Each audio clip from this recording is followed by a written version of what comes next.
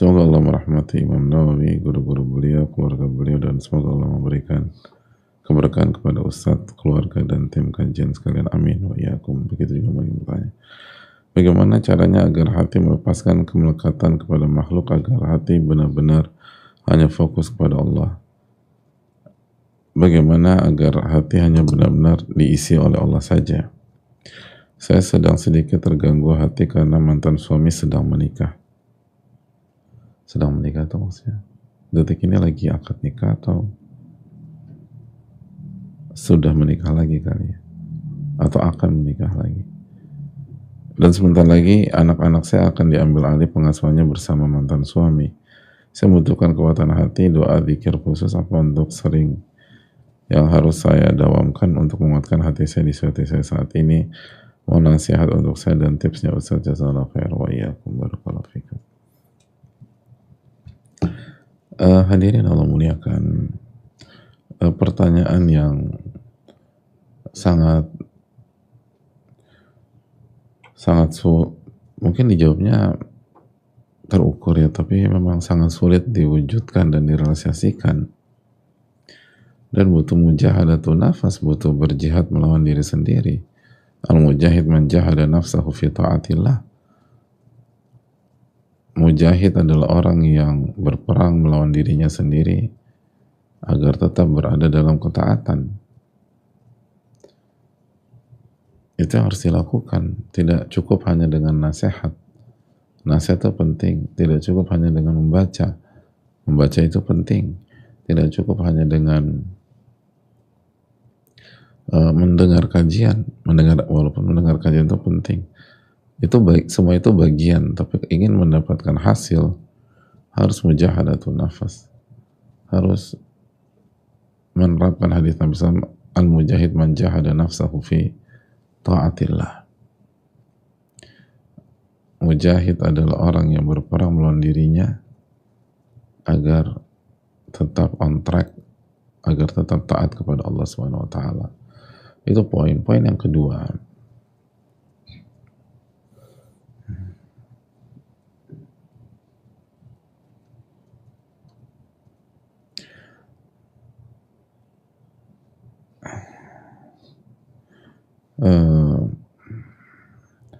Poin yang kedua, jemaah sekalian memuliakan, bahwa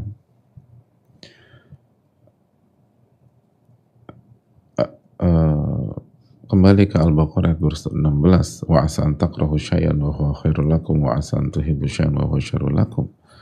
Jadi yang kalian tidak suka itu yang terbaik buat kalian, dan yang kalian suka justru itu buruk bagi kalian. Wallahu ya'lamu wa antum la ta'lamun. Allah yang maha mengetahui dan kalian nggak tahu apa-apa. Ketika kita sudah atau sudah terjadi keputusan, dan keputusan itu misalnya bercerai, dan keputusan itu didasarkan dengan istikharah, dengan musyawarah, dengan mempertimbangkan semua unsur dan semua aspek, dan akhirnya bercerai, maka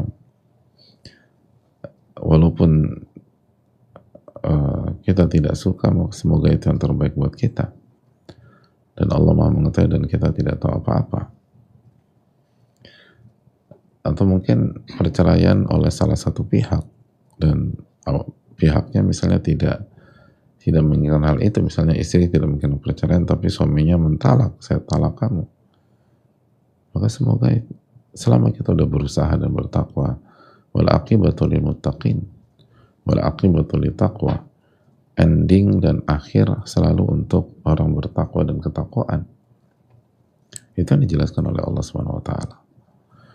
Dan lalu yang berikutnya, terus berusaha berada dalam garis atau berada di dalam batasan-batasan Allah Subhanahu wa taala.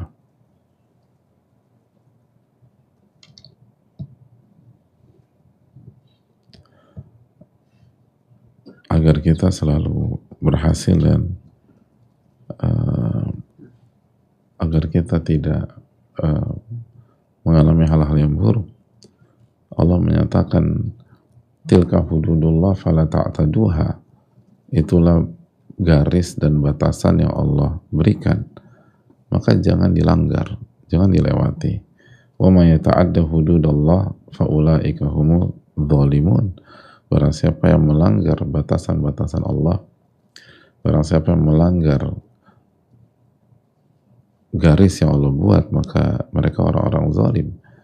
Ketika sosok itu sudah, atau kita sudah berpisah dengan suami kita dan bercerai, maka mantan suami kita bukan mahram kita, atau bukan sosok yang boleh kita sikapi sebagaimana pada saat kita menikah dulu. Sudah, hubungan suami istri sudah selesai, maka jangan dilanggar baik secara fisik maupun secara hati. Kalau kita langgar, maka kita jadi orang yang zalim. Kalau zalim, maka orang zalim kan kata Allah nggak akan beruntung, gitu loh. Nggak akan beruntung, itu kan bahaya. Orang zalim itu tidak akan beruntung. Allah mengatakan innahu la yuflihu dzalimun dalam surat Yusuf ayat 23 misalnya. Allah, sesungguhnya orang yang zalim itu tidak akan beruntung. Jadi itu tolong dijaga. Terus yang berikutnya masalah hak asuh. Kita tidak tahu kondisi utuhnya atau kondisi secara komprehensif, dan ulama mengatakan al-hukmu ala syai'in far'un an tasawwurihi, menghukumi sesuatu itu setelah mengetahui masalahnya secara utuh dan komprehensif 360 derajat. Tapi sebagai bahan pertimbangan dan masukan dari salah satu sisi, Nabi SAW bersabda kepada seorang ibu atau kepada seorang wanita yang mengeluhkan suaminya ingin mengambil hak asuh darinya, atau mantan suaminya ingin mengambil hak asuh dari dia. Kata wanita ini, wa inna abahu talaqani, ayah dari anak ini mentalak aku, wa arada an yantazi'ahu minni, dan berusaha mengambil anak itu dari aku. Sebelumnya wanita itu mengatakan bahwa anak ini berada dalam rahimku, lalu selama ini berada dalam pelukan dan kehangatanku, menyusu dari diriku, lalu sekarang ayahnya mau ngambil. Apa kata Nabi SAW? Anti ahaqqu bihi ma lam tankihi. Engkau, wahai ibu, lebih berhak mengasuh anakmu dibanding ayahnya selama engkau belum menikah. Hadis surat Imam Abu Daud. Jadi ini melahirkan hukum fikih bahwa ibu lebih berhak mengasuh anak apabila terjadi perceraian selama ibu belum menikah. Namun yang perlu kita ketahui, memang ada perincian dalam hal ini.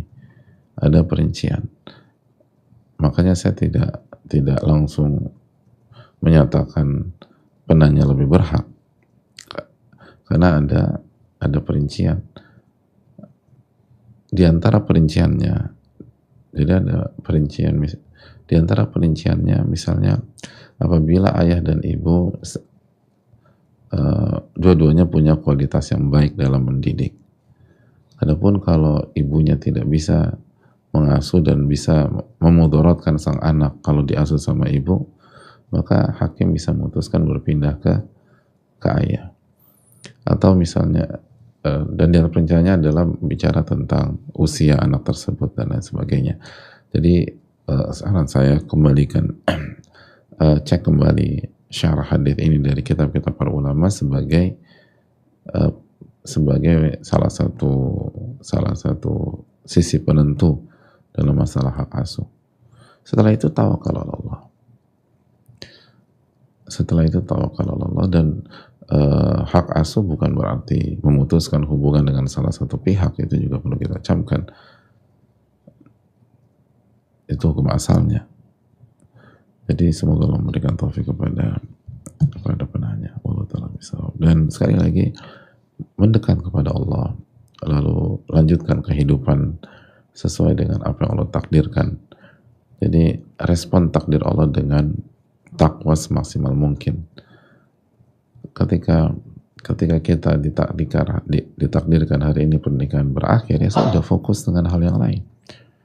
Fokus dengan cabang-cabang ketakwaan yang lain. Jangan tenggelam dalam memori pernikahan yang lalu. Move on, langkah dan kerjakan ketakwaan di hari ini dan hari esok, dan nanti Allah akan kasih jalan keluar. Wa man yattaqillaha yaj'al lahu makhraja wa yarzuqhu min haitsu la yahtasib. Kalau saya bertakwa, Allah akan berikan jalan keluar dan Allah akan berikan rezeki dari arah yang tidak ia duga-duga. Dan semoga penanya bisa mendapatkan lembaran kehidupan yang baru, bisa mendapatkan sosok yang terbaik ke depan, dan bisa membangun pernikahan sakinah mawaddah warahmah kembali. Amin ya rabbal alamin.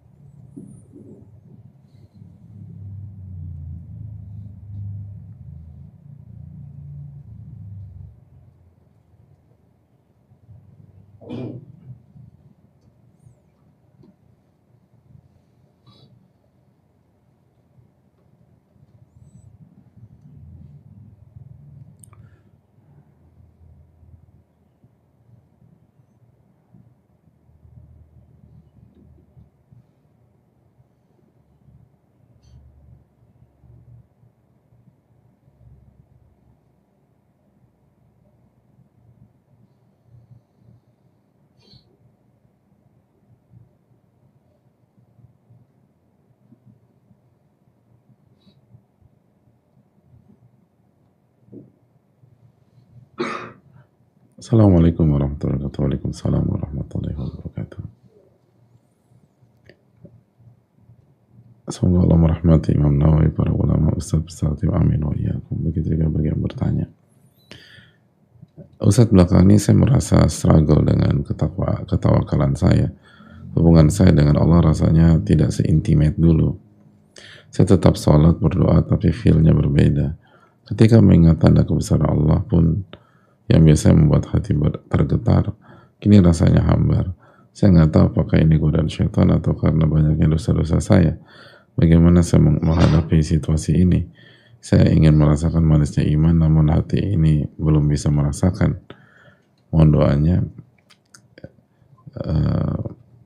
Barakallahu fikum barakallahu, amin wa iyyakum. Hadirin Allah muliakan. Kalau ini atau yang pertama, ini akidah Ahlussunnah wal Jamaah bahwa iman itu bertambah dan berkurang, bertambah dengan ketaatan dan berkurang dengan maksiat, atau berkurang dengan dosa.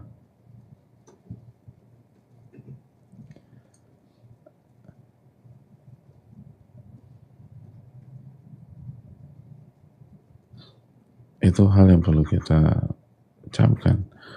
Maka apabila kita ingin mendapatkan kualitas seperti dulu, maka lakukan konsekuensi dari konsep sederhana di atas. Perbanyak ketaatan dan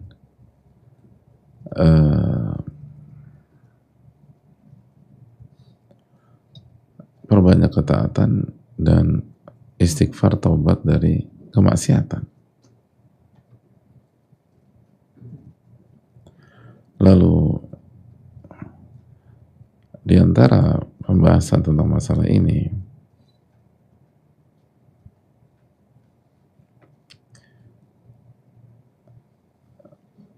Nabi SAW bersabda dalam hadis Muslim, "Dzaqa ta'mal iman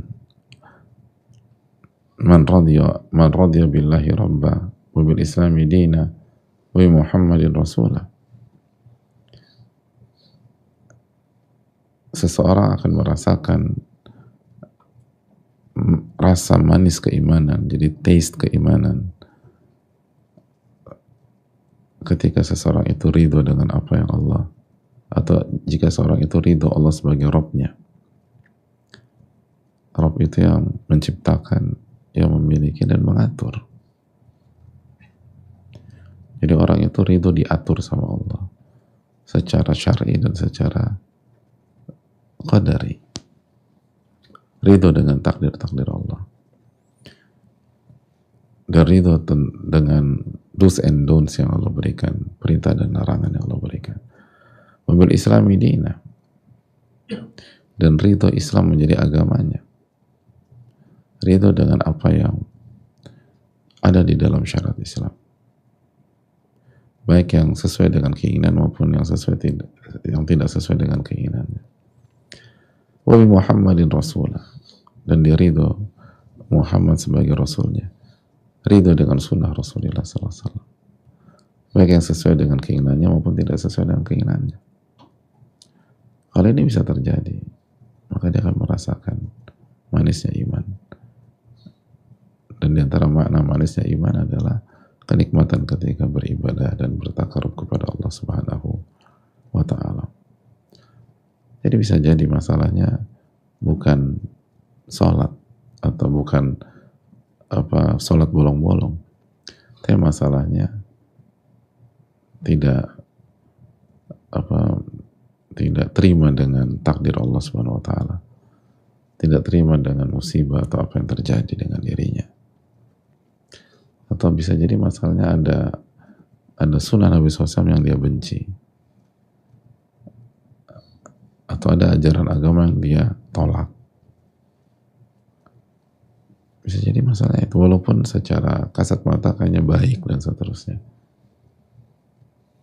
karena dzaqa ta'amal iman man radiya billahi rabba wa bil islami dina wa bi Muhammadin Rasulah. Makanya kan salah satu zikir pagi petang kita diminta membaca raditu billahi rabba bil islami dina wa Muhammadin nabiyya. Dan itu zikir yang diajarkan dari dulu, dari TK, di TK atau madrasah, bahkan dulu, atau di SD. Kalau nggak salah dulu tuh di sebagian SD tuh sebelum masuk, di SD saya juga ya, itu sebelum masuk kan raditu billahi rabba wabil islami dina bi Muhammadin Rasul. Itu kita baca, diajarin sama guru ustaz. Tapi pertanyaannya, apakah kita meresapi kalimat itu lalu kita perjuangkan dalam kehidupan sehari-hari? Semoga Allah memberikan taufik. Saya rasa cukup sampai di sini, semoga bermanfaat. Subhanallah wa bihamdihi, la ilaha illa anta, astaghfiruka wa atubu ilaik. Assalamualaikum warahmatullahi wabarakatuh. Syukran.